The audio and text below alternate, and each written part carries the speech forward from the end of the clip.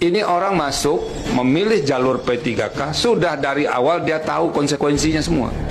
Izin Profesor Saldi Isra yang terhormat, pernyataan Bapak di sidang MK kemarin bahwa mereka para P3K seharusnya sudah tahu konsekuensi saat masuk jalur tersebut terasa begitu menusuk dan menyakitkan. Bapak seolah melihat mereka sedang melakukan transaksi bisnis yang sukarela, padahal bagi mereka P3K adalah sebuah terminal darurat setelah perjalanan panjang yang melelahkan. Lihat sejarah awal mulanya.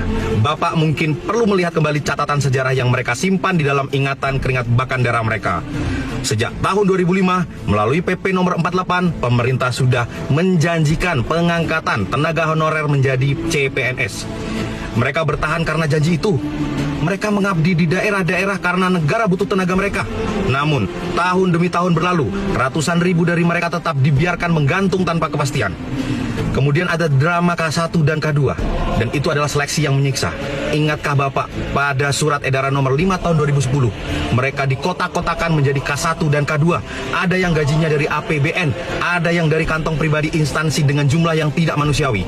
Kemudian tahun 2013, lebih dari 600 ribu honorer K2 bertaruh nasib, tapi hanya sepertiga yang lolos. Sisanya, mereka dibiarkan terlunta-lunta hingga terbit Undang-Undang ASN 2014 yang tiba-tiba mengubah aturan main.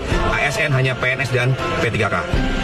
Masalah sistemik ini muncul bukan kesalahan mereka. Ingat, selama puluhan tahun mereka menghadapi prosedur rekrutmen yang tidak standar, disparitas gaji yang tajam, hingga pembayaran yang terlambat, kadang sampai berbulan-bulan.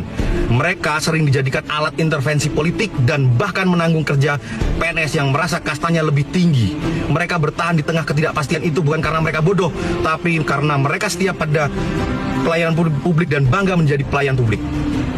Kini, Undang-Undang Nomor 20 Tahun 2023, pemerintah mewajibkan penghapusan honorer per Desember 2024. Mereka dipaksa masuk jalur P3K karena tidak ada lagi pilihan lain. Jadi, saat Bapak bilang sudah tahu konsekuensinya, itu bukan kesepakatan, Prof. Itu adalah kepasrahan terhadap sistem yang terus menjepit.